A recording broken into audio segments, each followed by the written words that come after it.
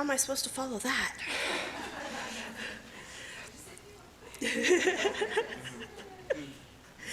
Good morning, and welcome to Monte Vista Unitarian Universalist congregation. My name is Carissa Moore. I am the treasurer of your Board of Trustees, and here are this morning's announcements. After service today, we have the Young Adult Group and the Justice Coordinating Committee meeting. I believe that is both supposed to happen at noon. On Tuesday, we have Taco Tuesday on Zoom at 7 p.m. On Wednesday, we have the membership team meeting at 7 p.m. I believe that's on Zoom as well? Okay. So talk to Debbie if you want a link for that.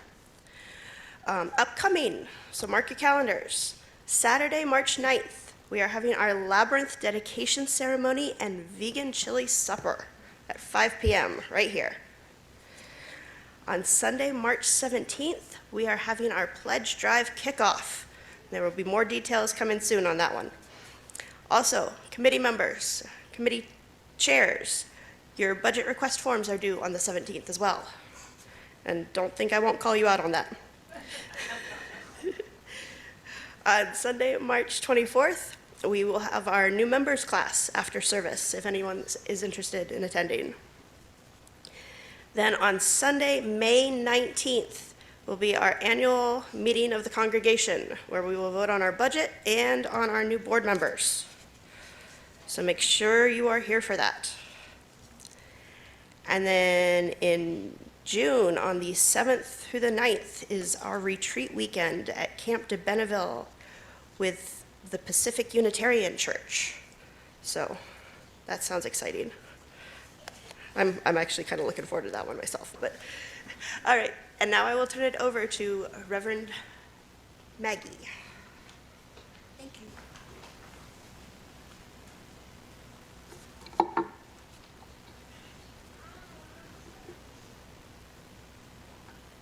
Thank you, Carissa.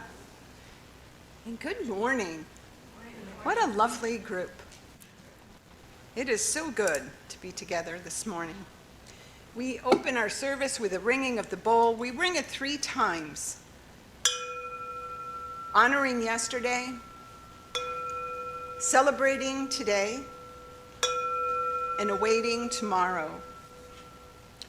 And we open this worship today in awe under this full snow moon, and we welcome her reminders to us that we can be beautiful no matter how much light we shine, that each and every one of our phases are worthy, and that we're always remarkable and unforgettable, and that we're always full, and we're always whole and holy ourselves. Our opening song this morning is Lift Every Voice and Sing, with today being the last Sunday in the month of Black History Month. But we sing it with the promise to keep learning all year, and keep celebrating all year. Black history is to be discovered and celebrated always, as it is for our Black community. And in this community, those among us who are of European descent promise to resist the urge to make any presumptions of any parallel experience or similar understanding with those who wrote the song or with those who it was written for. In this community, we sing this song to resist and obstruct racism.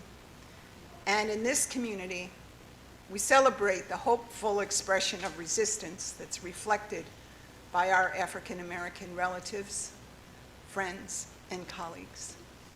So please rise as you're comfortable and energized, and let's sing out number 149 in our hymnal, Lift Every Voice and Sing.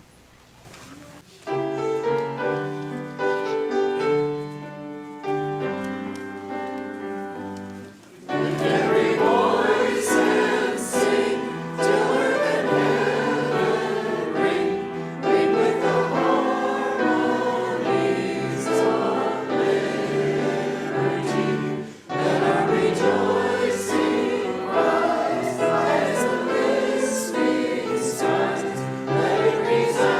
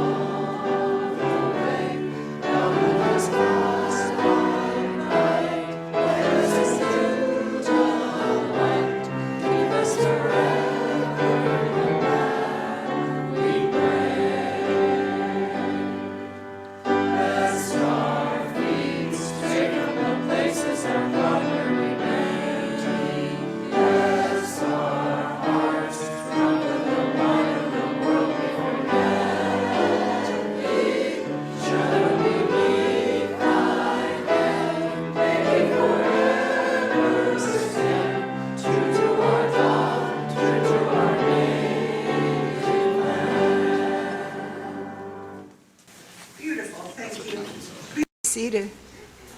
I'd like to invite Ann Taves up, please, to light our chalices.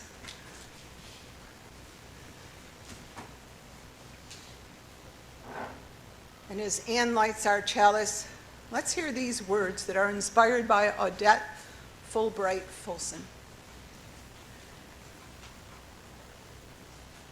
This light we kindle is set in the lamp of our history.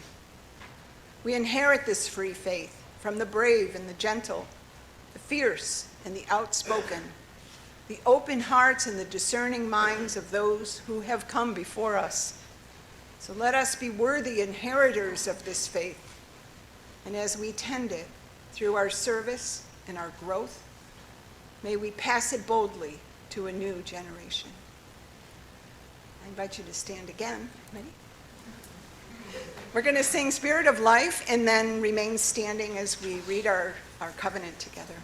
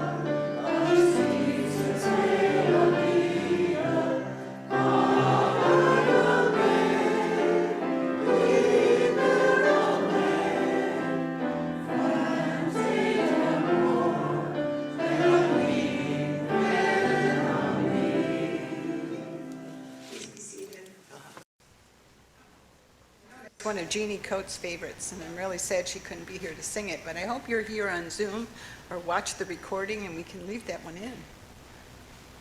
No? Oh, you're so mean, George.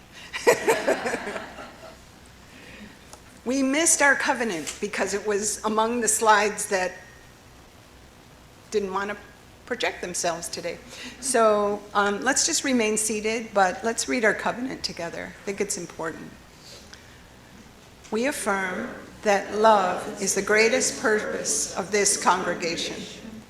The search for truth is our constant star, and service is our prayer.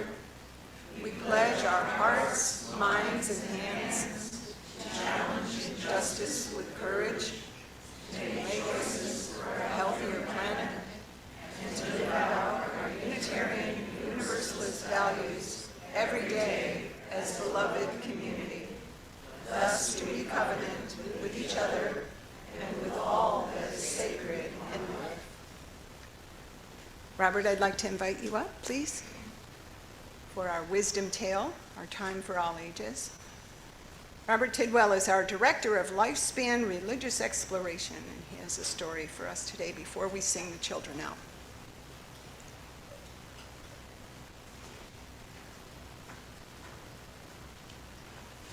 Good morning, everybody. Our story today is Anansi the Spider, a tale from the Ashanti people. In honor of Black History Month, we wanted to pick a story that talked about Black history a little bit. And this is a story that's been handed down for generations in the Ashanti people who come from what we call Ghana today in Africa. So these are a thriving population of people, and they've existed for a very long time. So we like to remember that Black history did not start with slavery. You know, the people of color have existed all over the world for a long time, and Black people originated in Africa. So wanted to choose this story. And it's by Gerald McDormand. Anansi, he is a spider to the Ashanti people. In Ashanti land, people love this story of Kwaku Anansi. Time was, Anansi had 6 sons. First son was called See Trouble. He had the gift of seeing trouble a long way off. Second son was Road Builder. Third son was River Drinker. The next son was Game Skinner. Another son was Stone Thrower. And last of the sons was Cushion. He was very soft. And all were good sons of Anansi.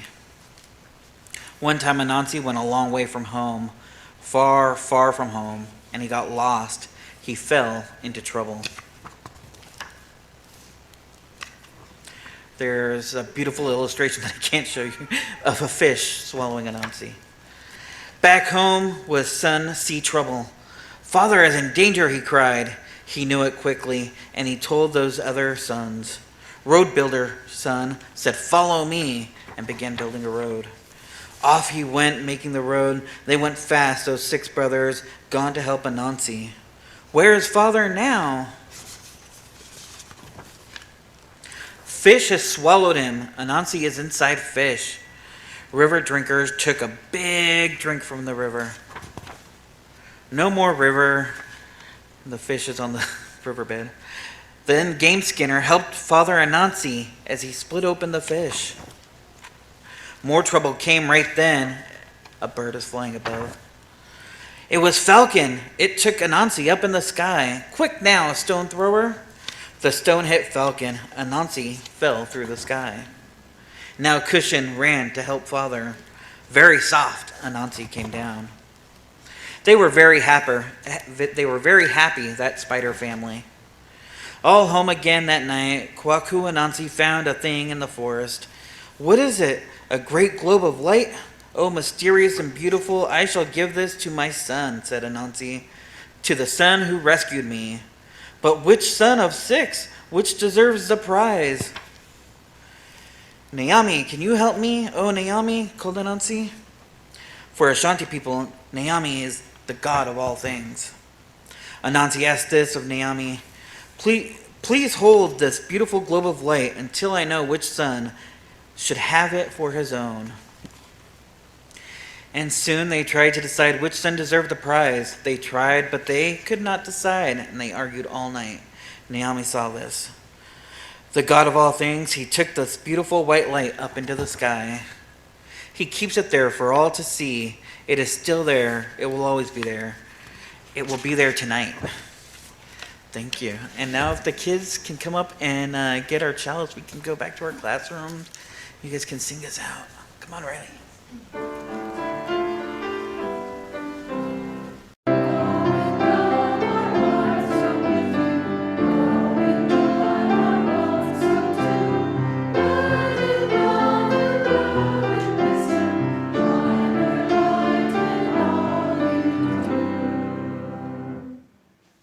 Everybody.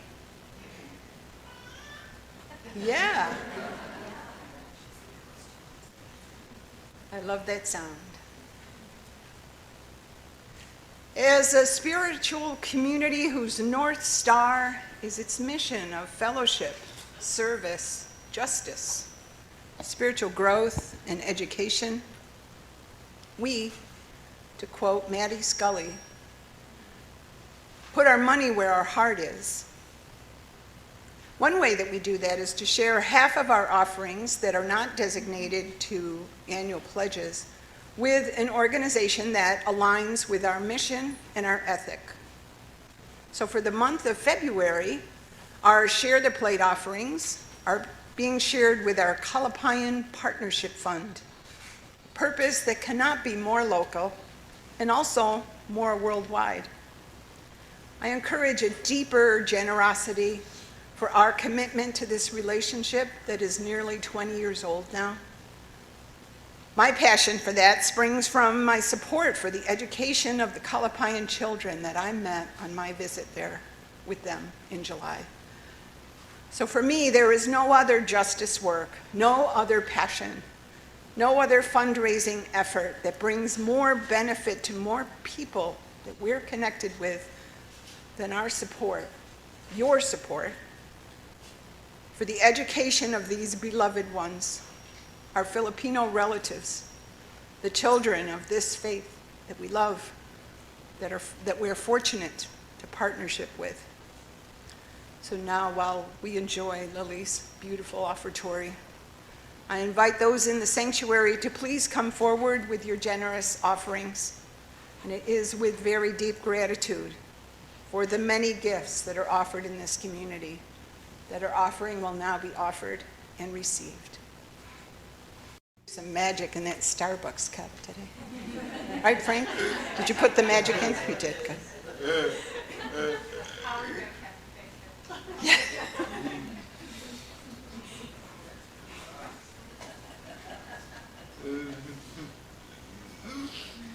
Human beings are so relational. Part of the way that we live that out here in this community is not just our fellowship time, but our whole lives. And we share the things that happen to us personally that we're moving, sometimes bringing great joy, sometimes bringing grief. Today we have a mix of both here. Jarius, I'd like to invite you to put the photo up, if you would, please. Look at him. Yeah, oh boy. This is our own Joyce Armenta's great-grandson. This is Samuel Oscar Sanchez. I had a whole story about him prepared to share with you. And also when I got here today, I found this beautiful thank you card from his mother that I'd like to read to you, because it's to you. Dear MVUUC family and friends, thank you for all of your kind thoughts and prayers. I truly believe in the miracle I can proudly call my son. I'm glad he is home. He graduated from the NICU at Loma Linda this week. Continuing to thrive and be strong, Samuel defied every odd and beating so many obstacles along the way. He came at 26 weeks gestation, weighing 1 pound, 12 ounces. He was 14 inches long, and now I can proudly say he's 4 months old, weighing 10 pounds, 5 ounces, 21 and a half inches long. He's just a couple weeks past his original due date. I would love to give my thanks and hug you all. Samuel is thriving and growing, and I can't wait to see what the future holds for him and our family. Thank you all for your love and continued support. With love, the Sanchez family. I'll leave this on the table back there for everyone. Whew, what a cutie. You can leave him up there, Jarius. We will hold on to him and not let go. A couple that I made notes here. Oh, I received a text from Jack Widener. He says hello from Tucson, Arizona, where he's working on the border as his semester abroad. He's finding a home at one of our UU congregations in Tucson. I'm really happy, but he says, I miss MVUUC. Please tell everyone hello. And then lastly, before we hear from the choir again, I just want to mention Jimmy's still struggling from the after effects of the accident that his bus got in. They discovered his ankle was broken many weeks after the accident, and they had a soft cast on it, but now he's got a pretty radical blue hard cast on there. We're just waiting for our signatures, so get your Sharpies out, everyone. And we may have to do an intervention to get him some restitution from. I notice it's bad. Yes, exactly right. That's exactly right.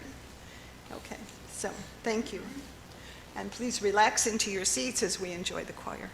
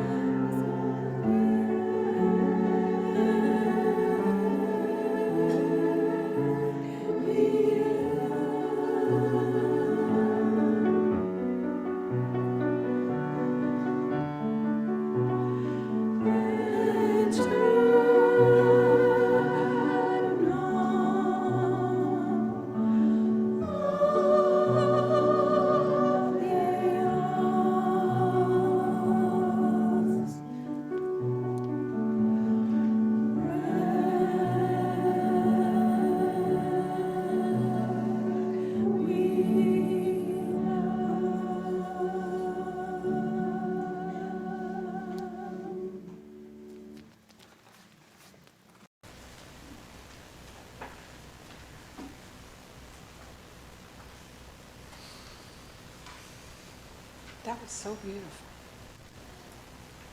Like Carissa says, how do I follow that? Well, that's church. Yeah, you guys are really beautiful. Thank you for being here today. Our prayer today is a fun prayer, a reflection of our days that comes to us from someone named Brian Doyle in his writings, in his book called A Book of Uncommon Prayer. So if you will, however you do that, join me. We offer a prayer for the Girl Scouts of America. Those small, brave, cheerful, chirping green children selling me sugar in incredible doses every year, trapping people grimly as they try to enter the library and the grocery store. You have to admire this devious system. Who could say no to a person no taller than your waist, accompanied by her grinning compatriots, all in uniforms of green and brown with a beaming maternal bookkeeper behind the table? Not me. And for all I know, I'll probably have to cut another notch in my belt with the tip of the steak knife when no one is looking. And for all I know, surely some percentage of my contribution will buy whiskey and dancing shoes for the Scout leadership in New York City. But yet still, it still seems cool to me that there are 2 million Girl Scouts in America and nearly another million American moms out there helping them, and some 10 million Girl Scouts in 145 countries around this particular planet. And all of this effort, in the end, is about joy and teamwork, friendship, laughter, travel, and waking up to things and people that you didn't know and might never have discovered on your own. And these all seem like excellent things. So as I wrangle the box of Thin Mints open and have just one, and then I pop another as sort of a comparative research project, I think of all those grinning girls in their braces and pigtails, barrettes and sneakers and voices like sparrows, and I actually, no kidding, pray for them. For their joy, their safety, their wild, sweet, small holiness. It is a better world for those small green people being in it. And that is a fact. And so, amen.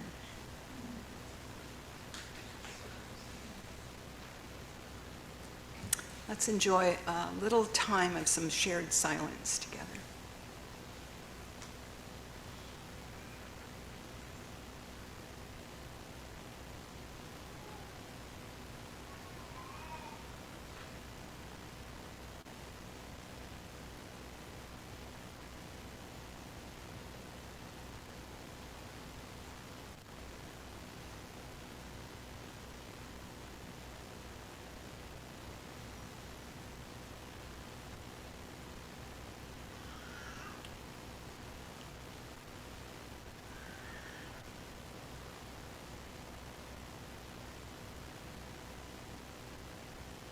There is a gentle song in our teal hymnal.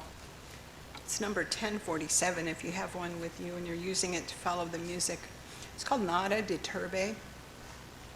We'll sing it through 3 times, once in English, then in Spanish, and then you can choose either language for the third.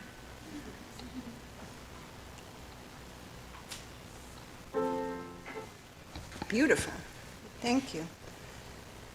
Karen Lane is doing our reading today, and I am thrilled about that. Here you are, Karen. This is The Climb by Becky Hemsley. They say that when you're broken, this is how the light gets in. But what if all the cracks are letting out the light within? They say it makes you stronger, but at first it makes you weak. The way you face the mountain base before you reach the peak. They say to break is brave, and yet your mind is full of dread. You're not overwhelmed by courage, but by helplessness instead. But admitting you are breaking is far braver than you know. And remember, from the bottom, there's just one way to go. See, I think they mean it isn't just that breaking makes you strong, but the way you use the embers of your will to carry on. It's triumph over trauma, and it's healing after hurt. It's rising from the ashes with a newfound sense of worth. So find yourself a candle and allow its tiny spark to ignite you back to life and put the fire back in your heart. And grant yourself compassion for the times that you feel weak. Just rest until you're strong enough to get back on your feet. Yes, I know that you're broken. You have only threads of hope, but tie them to the mountain like your personal safety rope. Then gather at the bottom with the summit high above, and take a breath and take a step. The only way is up.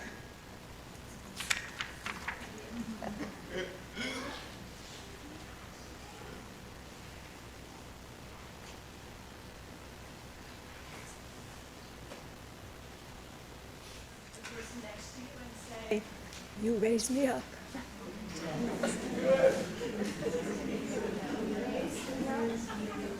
And I invite you to say that to someone that you love this week. You raise me up. Whether they're in their body. Yes.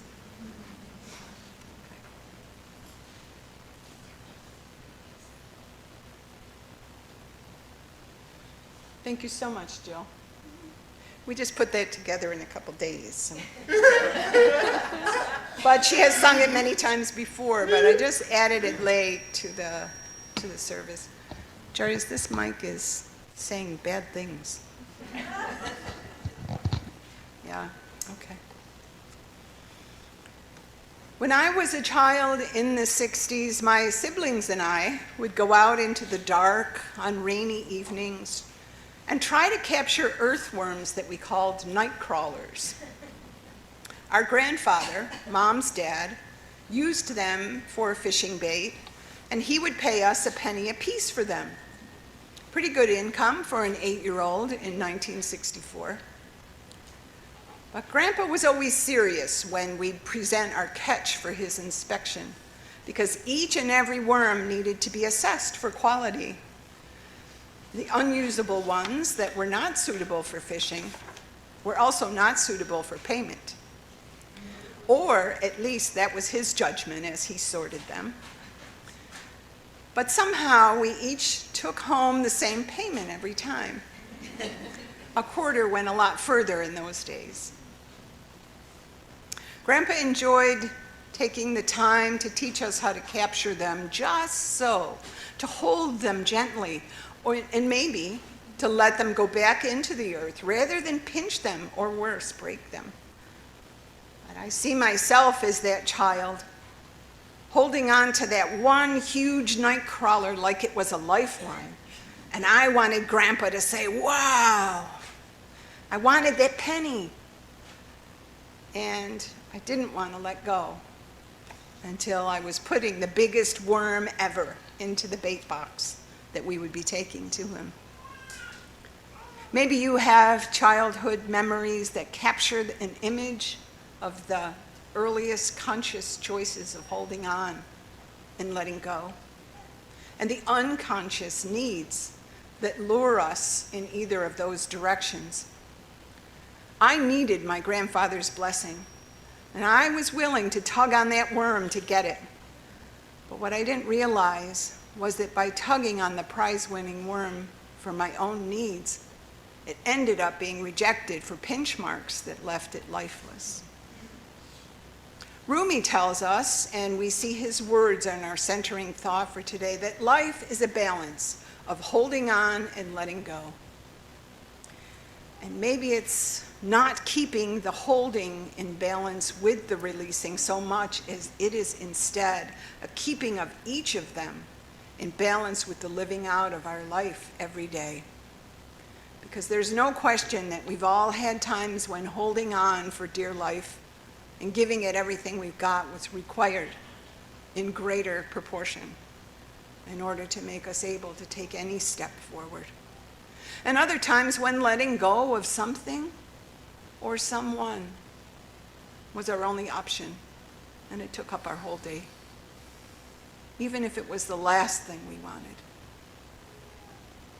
But it seems to me, and I invite you to wonder about this with me today, that we find ourselves in a time now where our choices to hold on or to let go hold so much greater significance than they did at any other time in our experience. And those very key choices also seem to have a much greater impact on other people than they ever had before. There's a few examples.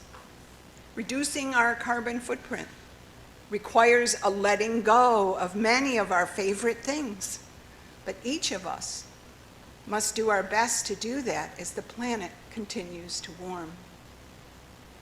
We feel the fierce whirlwinds of change politically and culturally right now.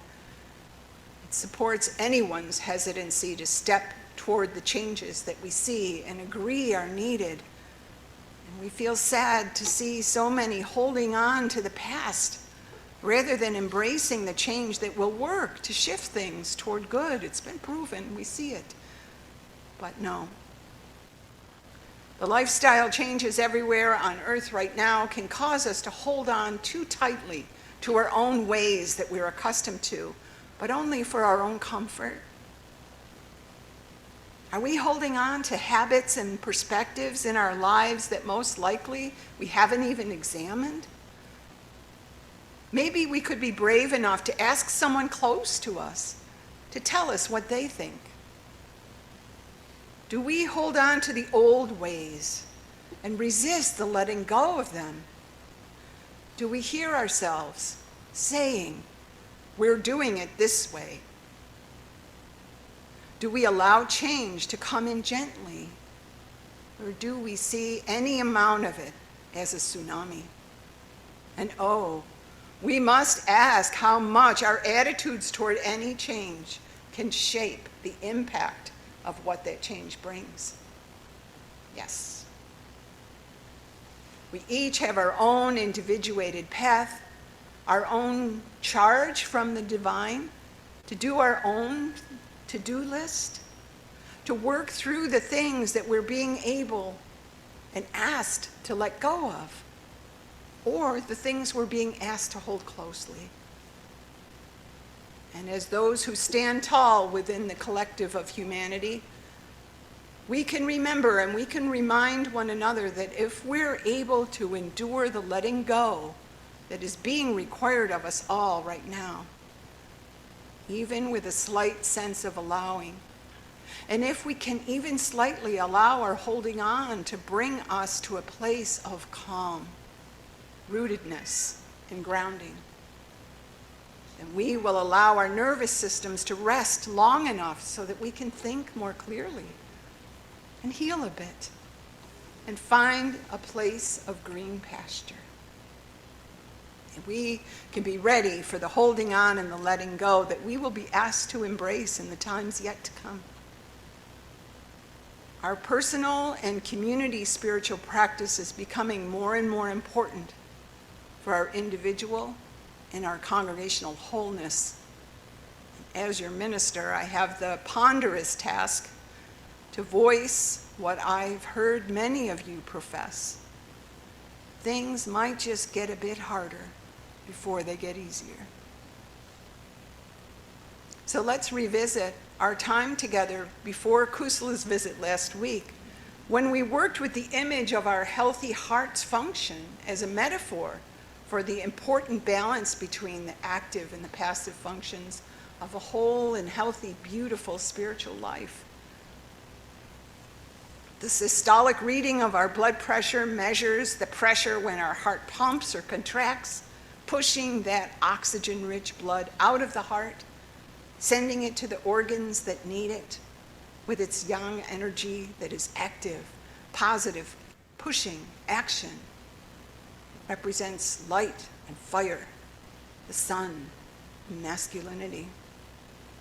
It's the same strength that we muster to hold on in any challenge, and it sets ablaze that burning desire that motivates our efforts to achieve. And then in perfect balance is the diastolic reading, when the heart is at rest. The resting, dilating pressure is a perfect partner, a passive, negative, receiving energy.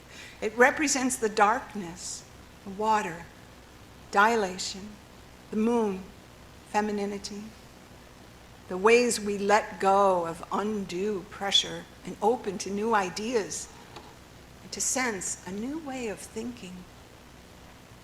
And both are essential.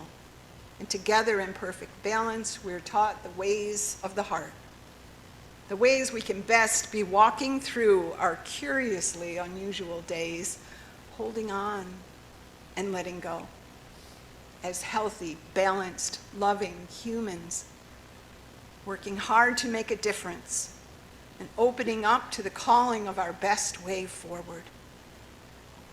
Changes that will come are not going to be easy, but there isn't much worth working for that ever comes without a workout. Whether we're holding on tight to our UU principles, and we will talk more about that in the weeks ahead, or we're letting go of our own congregational structure of committees in favor of a new polity and governance shaped around teams. That balance between seeing the need and hearing the call for change and taking action to be positive, loving force for growth and service. That is our sacred task ahead.